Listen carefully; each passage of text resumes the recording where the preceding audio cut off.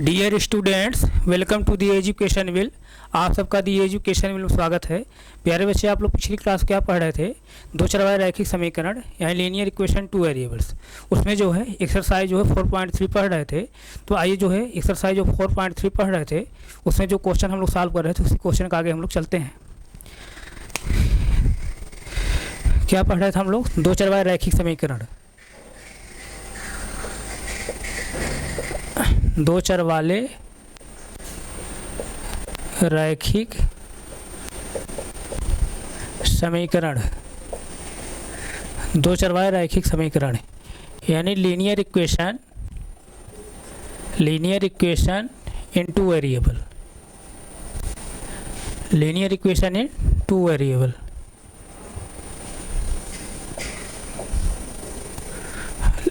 Linear equation two variables, इसमें हम लोग जो पढ़ रहे हैं एक्सरसाइज जो है 4.3 पढ़ रहे हैं। 4.3 में हम लोग क्वेश्चन नंबर जो है 6 से सॉल्व किए थे, यानी प्रश्नावली 403, प्रश्नावली 403 एक्सरसाइज जो है 4.3 हम लोग सॉल्व किए थे। सॉरी 4.3 जो है हम लोग पढ़ रहे हैं उसमें क्वेश्चन नंबर 6 हम लोग सॉल्व किए थे। अब जो है अगला क्वेश्चन हम लोग जो पढ़ेंगे क्वेश्चन नंबर 7 यानी एक्सरसाइज का प्रश्नावली 403 का जो है क्वेश्चन नंबर हम 7 पढ़ेंगे। तो अपनी बुक ओपन कर लीजिए, बुक अपनी ओपन करिए, बुक ओपन करिए।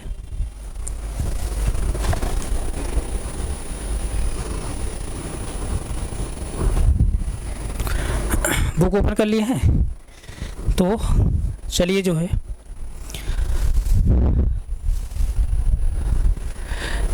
देखिए यहाँ पर एक एक्सरसाइज जो है 4.3 है। इसमें क्वेश्चन नंबर जो है क्वेश्चन नंबर 6 देखिए, क्वेश्चन नंबर 7 देखिए।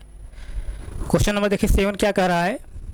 क्वेश्चन नंबर 7 कह रहा है कि एक विद्यालय में कक्षा 9 की जो है छात्राएं यामिनी और फातिमा ने मिलकर भूकंप पीड़ित व्यक्तियों की सहायता के लिए प्रधानमंत्री राहत कोष में 100 रुपये का अंशदान दिया और एक रैखिक समीकरण लिखिए जो इन आंकड़ों को संतुष्ट करती हो।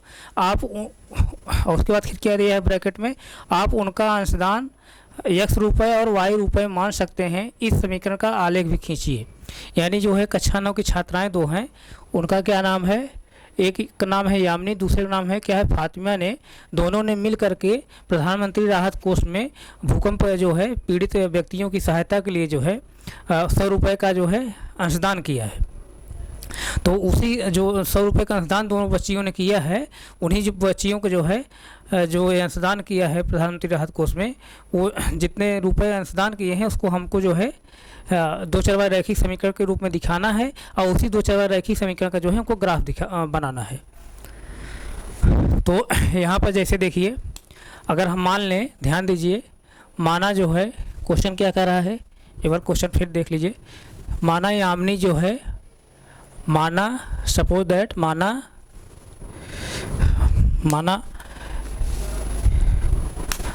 यामिनी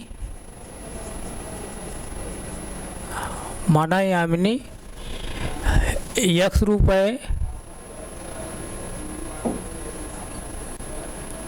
रुपये तथा फातिमा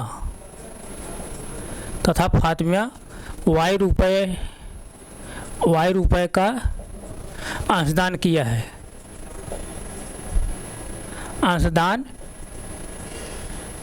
है, तब देन प्रश्नानुसार अकॉर्डिंग टू क्वेश्चन, यही प्रश्नानुसार तब क्या, तब यानी देन प्रश्नानुसार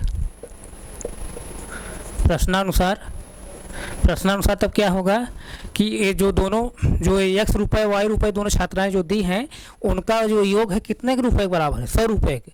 जैसे ये पता नहीं है ना कि फातिमा कितना दिया है, यामिनी कितना दिया है, ये पता नहीं है। हम मान ले रहे हैं कि जैसे यामिनी जो है x रुपये दिया है और तथा जो है फातिमा y रुपये दिया है और उन दोनों का जो योग है 100 रुपये के बराबर है।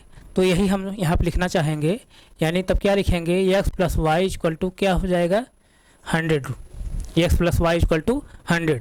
अब इसी इक्वेशन के जो है हमको जो है, अब ये दो चरवार रैखिक समीकरण हमको प्राप्त हो गए, ये दो चरवार रैखिक समीकरण हमको प्राप्त हो गया। अब इसी समीकरण हमको क्या बनाना है, ग्राफ बनाना है, इसी समीकरण हमको ग्राफ बनाना है। तो यहाँ तक किसी बच्चे कोई डाउट नहीं? डाउट तो अब जाइए जो हम लोग ग्राफ इसका बनाते हैं। आइए हम लोग अब इसका ग्राफ बनाते हैं। तो मैं क्या बताया था पिछली क्लास में, किसी भी दो चरवार रैखिक समीकरण का ग्राफ बनाने के लिए हमको उसका जो है कम से कम दो सोल्यूशन पता होना चाहिए। जब तक दो सोल्यूशन नहीं पता रहता तब तक हम ग्राफ नहीं बना पाएंगे। तो आइए जो है इस समीकरण का हम कम से कम दो सोल्यूशन निकालते हैं। तो अब इस इक्वेशन में जो है, जैसे इक्वेशन क्या है, x plus y equal to 100 है।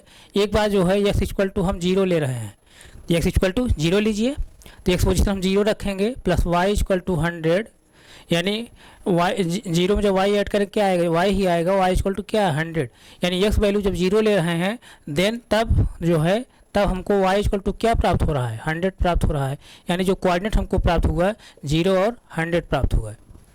इसी तरह से हम दूसरी बार जो है वाई इक्वल टू 0 लेते हैं, वाई इक्वल टू 0 ले लीजिए, वाई इक्वल टू जब 0 लेंगे तब देखते हैं कि एक्स वैल्यू क्या निकल के आती है, वाई पोजीशन 0 रखिए यहाँ पर, x plus y position 0 equal to 100।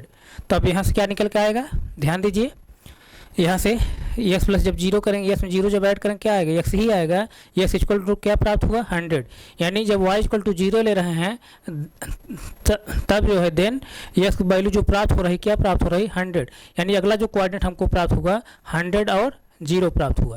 ये दो कोऑर्डिनेट हमको प्राप्त हो गए। अब इन्हीं दोनों कोऑर्डिनेट जो है हम इक्वेशन नंबर जो हमको प्राप्त हो, जो इक्वेशन हमको प्राप्त हुआ है, दो चरवार रैखिक समीकरण जो प्राप्त हुआ है उसमें हम पुट करके देख लेते हैं क्या ये दोनों कोऑर्डिनेट से इक्वेशन सेटिस्फाई हो रहा है।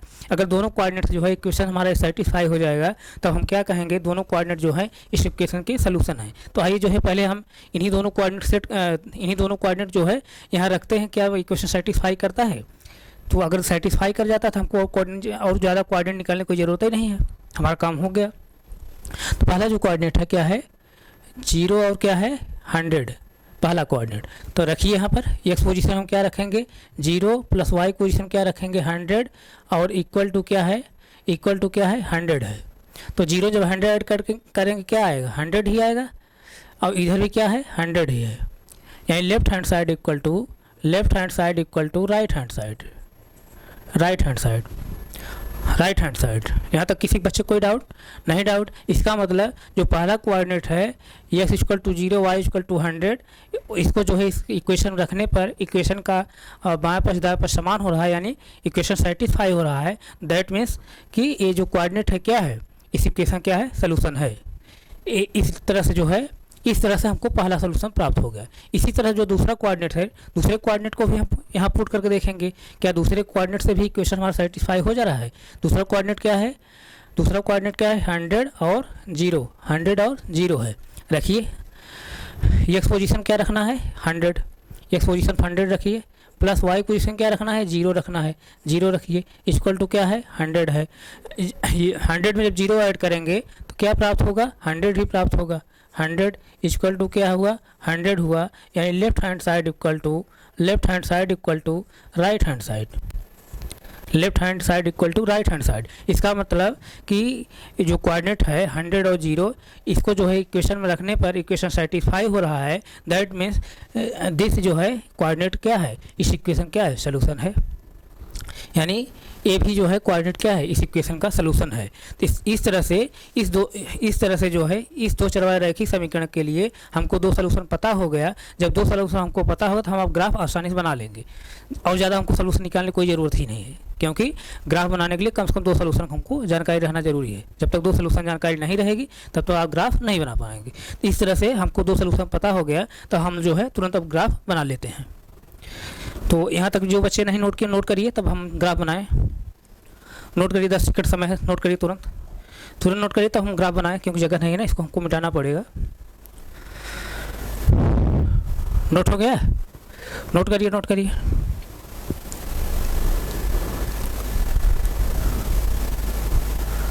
हो गया?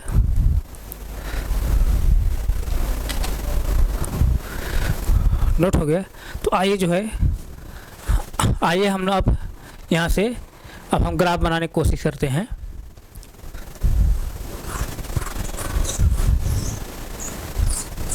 आइए हम लोग अब ग्राफ बना लेते हैं यहीं पर।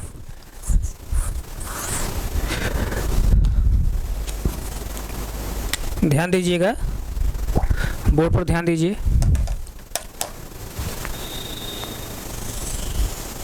10 रुपये ग्राफ पेपर लेकर के जो भी मैं ग्राफ बना रहा हूँ उसकी एक्सरसाइज आप करिए, नहीं तो ये आपको समझ में नहीं आएगा। जो मैं चीज़ें पढ़ा रहा हूँ आप देख लीजिए, ऑनलाइन या ऑफलाइन कोई टीचर पढ़ा नहीं रहा होगा। मैं किसी टीचर के बारे में ऐसा नहीं कहना चाह रहा हूँ, लेकिन आप वहाँ कंटेंट देख लीजिए। जो कंटेंट मैं इसको पढ़ा रहा हूँ कोई टीचर पढ़ा नहीं रहा होगा। ये ये जो है एक्स डैश है, यानी एक्स एक्सिस है, ये वाई डैश है, वाई डैश, ये एक्स एक्सिस है, वाई एक्सिस है। तो अब हम यहाँ पे देखिए पहला कोऑर्डिनेट लेंगे। पहला कोऑर्डिनेट जो है क्या है, 0 और 100, यानी भुज क्या है 0 और कोट कितनी है 100 है। अब भुज क्या होती है, एक्स एक्सिस चली गई दूरी होती है, और कोट क्या होती है वाई एक्सिस चली गई दूरी होती है। ये सब पिछली क्लासों में बताते हुए आ रहा हूँ, किसी को कोई डाउट नहीं होना चाहिए, मैं बहुत डिटेल्स बताया हूँ। तो यहाँ पर एक्स एक्सिस चली गई जो दूरी है क्या है 0 है, तो यानी एक्स एक्सिस चली गई दूरी जो है कहाँ है, इसी मूल बिंदु पर ही है। अभी यानी मूल बिंदु जो यहीं पर है एक्स एक्सिस पर, इसी यहीं पर, इससे आगे भी नहीं चली है। और वाई एक्सिस जो चली गई दूरी है कहाँ है, वाई एक्सिस चली गई जो दूरी है क्या है 100 है। अब ये जो वाई एक्सिस चली गई दूरी है, यानी जो कोट है क्या है धनात्मक है, कोट धनात्मक है, इसका मतलब जो वाई एक्सिस चली गई दूरी है कहाँ है मूल बिंदु से ऊपर तरफ है। तो 100 है, 100 इकाई हमको लेना है। तो 100 इकाई अगर हम इंची में लेंगे या सेंटीमीटर लेंगे तो बहुत लंबा जाएगा। तो इसको मैं जैसे सपोज दैट मैं 10 इंच के बराबर जो है 10 इंच के बराबर जो है मैं 100 मान ले रहा हूँ। ऐसा 10 इंच के बराबर मैं 100 मान ले रहा हूँ। तो 10 इंच के बराबर मैं 100 मान ले रहा हूँ, 10 जो है इंच के बराबर मैं 100 मान ले रहा हूँ।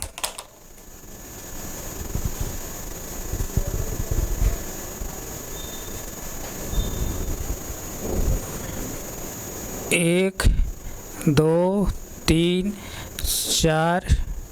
4 है, 5 6 7 8 9 10 इंच के बराबर हम 100 मान लिए।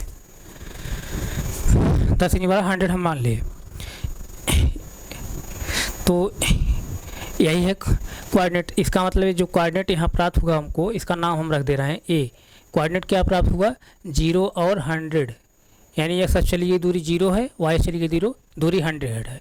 इसी तरह दूसरा जो कोऑर्डिनेट है भुज क्या है 100 है और कोट कितनी है 0 है। भुज 100 है तो यानी और ये क्या है धनात्मक है, इसका मतलब एक्स एक्सिस चली गई दूरी जो है यानी कोट भुज धनात्मक है, और भुज मतलब क्या है एक्स एक्सिस चली गई दूरी, और भुज जब धनात्मक है तो एक्स एक्सिस चली गई दूरी कहाँ है मूल में से दाहिनी तरफ है। तो यानी अभी हम ऊपर जो वाले इस कोऑर्डिनेट के लिए जो 100 में माना हूँ 10 जो है इंच माना हूँ, इसमें भी मैं 10 इंच मान ले रहा हूँ, 10 इंच यहाँ भी मान ले रहा हूँ मैं। ध्यान दीजिएगा 10 इंच मैं यहाँ भी मान ले रहा हूँ ना। 1 2 3 4 5 6 7 8 9 10 यहाँ पर हमको प्राप्त हुआ। यहाँ जो कोऑर्डिनेट प्राप्त हुआ इसको हम जो प्राप्त हुआ क्या है 100 और 0, इसको हम क्या मान ले रहे हैं बी मान ले रहे हैं। तो यही से हम जो है अब ग्राफ बना देंगे।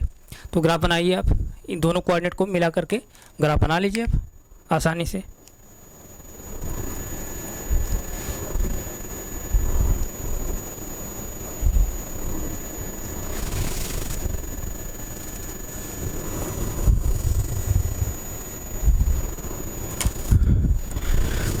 यही जो है ग्राफ बना है, यही फाइनल रूप से ग्राफ बना है। यानी इस दो चरवाहे रैखिक समीकरण के लिए यही ग्राफ बना है, और ये जो ग्राफ बना है जैसे देखिए दोनों कोऑर्डिनेट जो ग्राफ बना है एक सीधी रेखा पर है प्राप्त हुए हैं दोनों जो है कोऑर्डिनेट। इसका मतलब क्या है, ये क्या शो कर रहा है, दोनों जो कोऑर्डिनेट हैं इस इक्वेशन क्या है सलूशन है। तो आप लोग नोट कर लीजिए, यही बनाने के लिए कहा था आप क्वेश्चन में, नोट करिए इसको। नोट करिए तो फिर आगे चले हम। नोट हो गया? नोट करिए, नोट करिए, नोट करिए, नोट करिए। नोट हो गया? तो प्यारे बच्चे जो है, आप लोगों को मैं रिक्वेस्ट कर रहा हूँ, आप लोग ज़्यादा संख्या में हमसे जुड़िए, हमारे चैनल को सब्सक्राइब करिए, और भी जो है ये हमारे चैनल को जो है और लोगों के पास शेयर करिए, और बच्चों के पास शेयर करिए, ताकि जो भी कंटेंट मैं पढ़ा रहा हूँ उसका लाभ जो है और बच्चे भी ले सकें। तो हम यहीं तक रख रहे हैं, आगे हम फिर कंटिन्यू करें। Thank you so much.